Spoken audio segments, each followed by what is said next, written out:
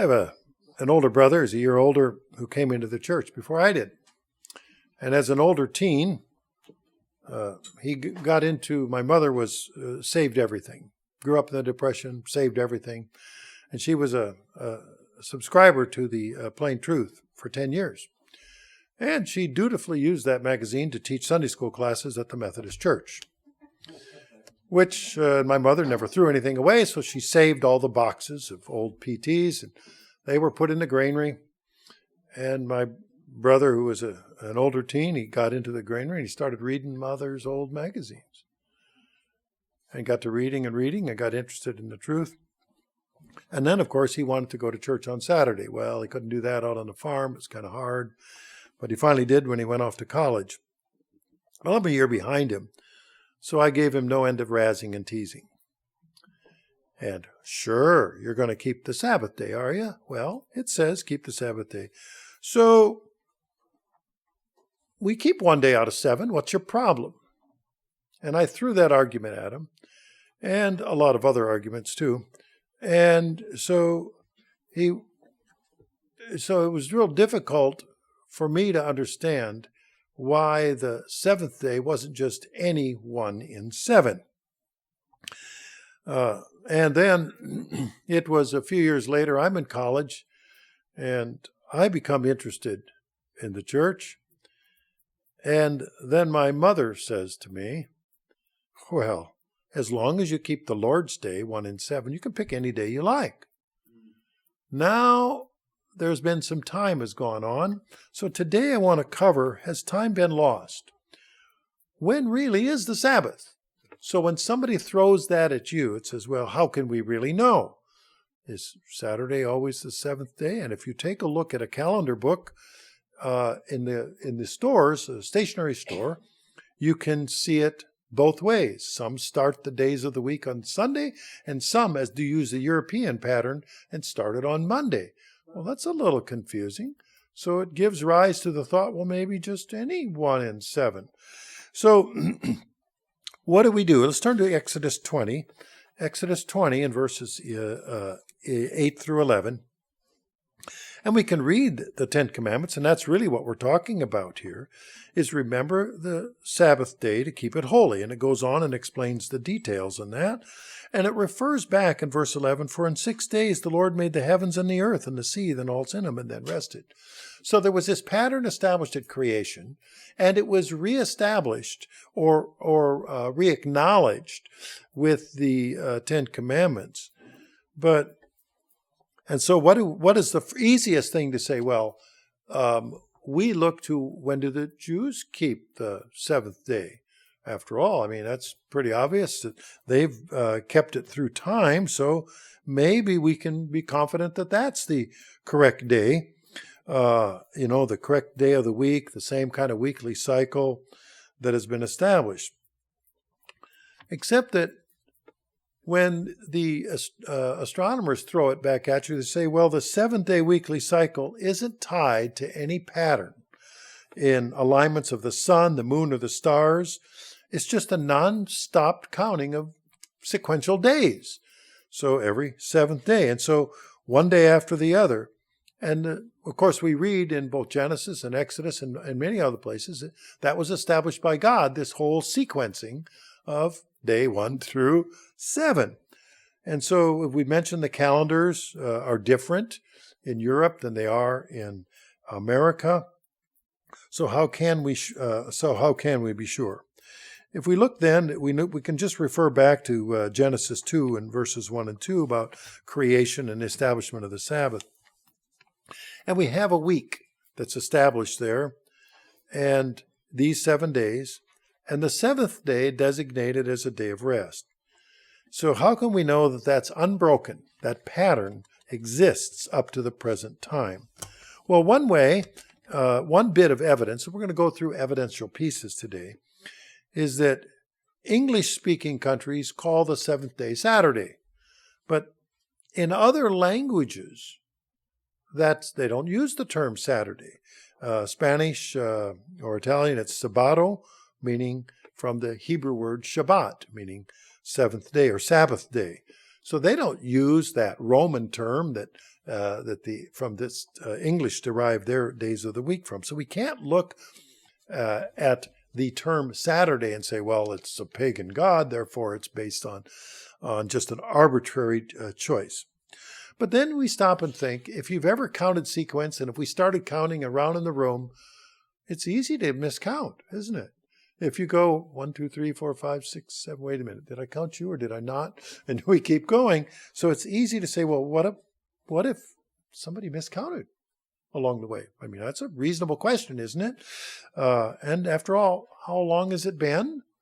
Well, if we look back, we know that history extends back some 6,000 years or so. So could there be somebody just kind of goofed up and along the way? Well, we don't have to go back all the way to creation. We can go back to the time of the Exodus out of Egypt, when the children of Israel came out of Egypt. Now, this was an interesting time because the Egyptians kept a 10-day cycle. So with the Israelites being in Egypt for over 400 years, it's understandable they could have gotten mixed up with generations after generations. So if we take a look in Exodus 16, starting in verse 14, in Exodus 16, and the children of Israel came out of Egypt in Exodus 16, and get to the right page.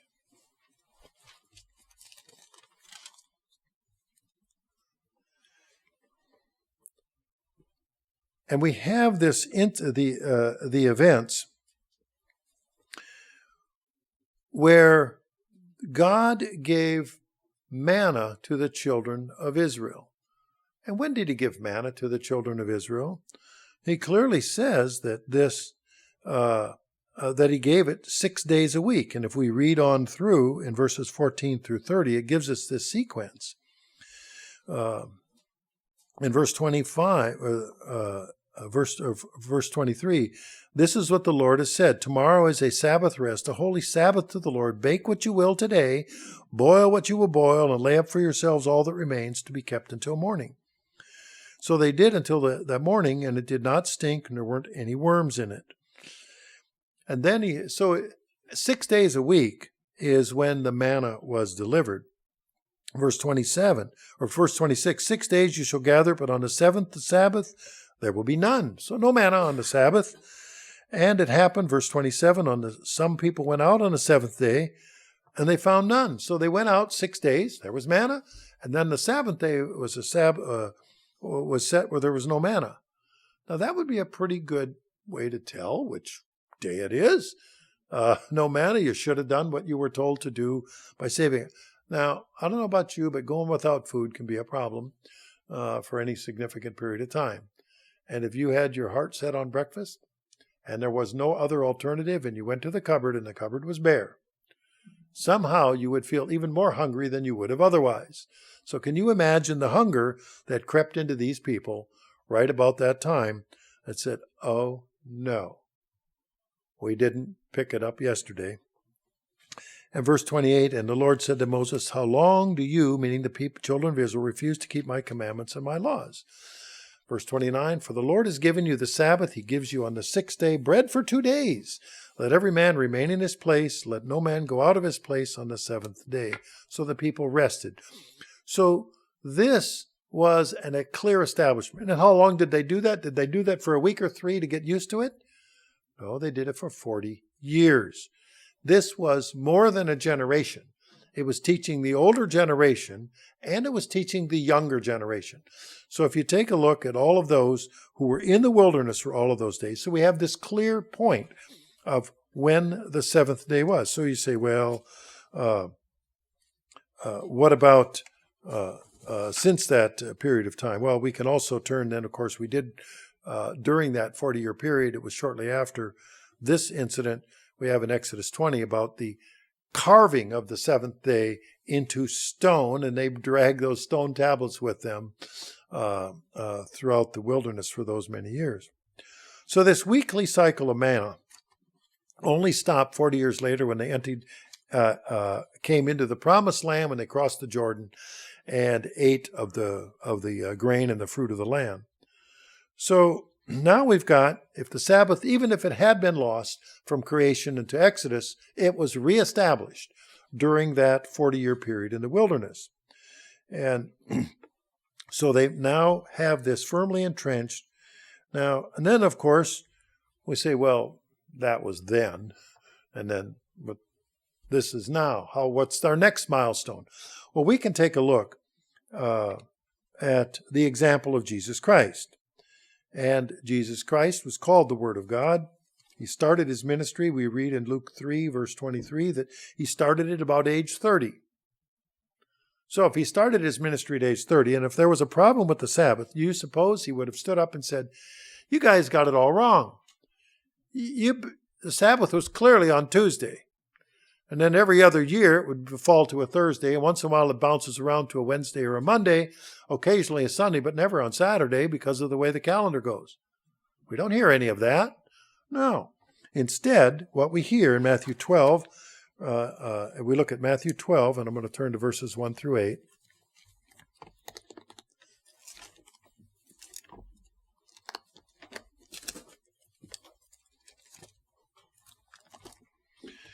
In Matthew 12, and this is the example when Jesus went to the grain fields on the Sabbath, and he and his disciples were hungry. And it goes through this example about what you can do on the Sabbath.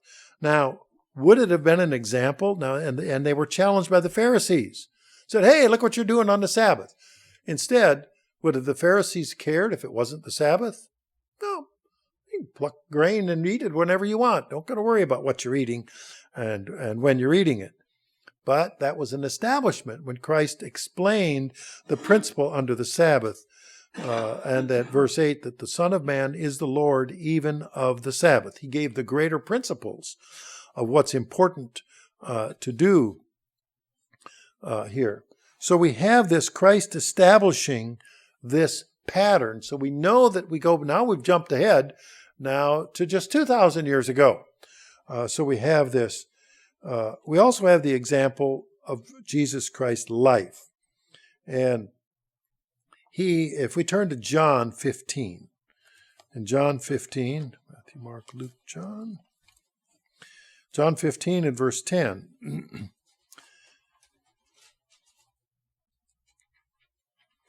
In fact, I'll back up in verse 9. As the Father loved me, I also have loved you. Abide in my love. Verse 10. If you keep my commandments, you will abide in my love, just as I have kept my Father's commandments and abide in his love. So we know that Christ knew when the Sabbath was. We knew that it was established at creation. It was carved into stone during the time of the Exodus. And Jesus Christ said to his believers that you will keep the Sabbath, and they knew well when it was at that time. So it was the same day of the week as his fellow Jews at that time. So it was entirely appropriate. He wasn't saying, except that they goofed it up, you're going to have to go by this other program that we have here. So he said he followed the fourth commandment for the seventh day, just as the Jews did, and the believers in Christ should do it as well. Well, then the question was, well, what if they've lost track of this since Christ's time? Christ died, and you know how things are. There was a misprint, or they're scattered out. They don't have YouTube, Facebook, other social media. They didn't have email. They didn't have your clock set, your clock set by satellite, so your cell phone doesn't synchronize with the time with your cell phone and so forth. So maybe it just kind of got goofed up along the way. And so if we take a look, and there's a lot of time, we're looking at nearly 2,000 years of that time, and yet wherever the Jews have gone, anywhere in the world, particularly the Middle East and Europe, they fiercely guarded the observance of the seventh-day weekly Sabbath, so that they didn't break the fourth commandment. So it's possible you can say that there were isolated pockets of the weekly Sabbath, not knowing what day it is because of some local turmoil. But, if there were a problem, it would be straightened out or corrected, because I've discovered, being newly retired, and I've asked my wife, what day is this? Is it Monday, or is it Tuesday? Is it Wednesday, or is it Thursday? Hey, wait a minute, because the routines take a while to get, some of you are nodding. I see you know what I'm talking about. And so we have this, a reasonable question, but you look to the people who do and who are consistently then keeping the Sabbath. Now, there is this issue that's come up, and that is the calendar has changed over time. And if the calendar changes, what about the people that change the calendars? And that would kind of goof things all up. And then they bring up the change in the Julian calendar to the Gregorian calendar. Of course, we've got the Gregorian calendar is the current modern calendar, but before 1582, we had the Julian calendar. Well, what was happening is they did not account for the cycle of year for each year. If you used the Julian calendar, you're going to not keep track of the days in the year would be different, or extend the year after time. It wouldn't it would be out of line with the seasons. And so the Julian calendar was replaced by the Gregorian calendar, which is what we use today. And you say, well, why? Well, what's happened is it was 10 days out of sequence, because there's a few seconds every day, and a little bit of time every year. So how do we make up for that? In the Gregorian calendar, we have what's called a leap year. Every 4 years, one day on the calendar. And then every 4 years, there is a leap day, February 29th. We have a granddaughter born on leap day, February 29th of a leap year. What is she, 3 now? Or is it 4? If you go every 4 years, it'd be 3. So it's, but those calendar changes, if we go back, didn't change the days of the week. It just changed the date on the calendar. So if you go back to Thursday, October 4th, 1582, on the Julian calendar, well, the very next day would have been on the Julian calendar, October 5th. However, they made up for the 10 days, and Gregorian calendar said, nope, we're going to start at October 15th. Those 10 days are gone, but it didn't change the days of the week. It was still the same Sunday, Monday through Saturday that it always was. So the Sabbath was recognized continually as the seventh day. So we can conclude that our current Saturday is the seventh day of the week on the same weekly cycle, and has been in place from creation through the Exodus, through the time of Christ, and throughout history to the modern times, withstanding any particular calendar changes, astronomical observations, or my brother keeping the Sabbath when I hadn't yet figured it out, or my mother telling me I don't know which day it is. Yes, we can know the days that it is, and we have that opportunity. So if you get questioned on this, you'll have to be able, you can set it from creation to the Exodus, the time in the wilderness with the manna, to the time of Christ, and then through the changes of the calendar over the years, never changed the weeks, and the Jews have kept it consistently, as have we in the Church of God in our tradition.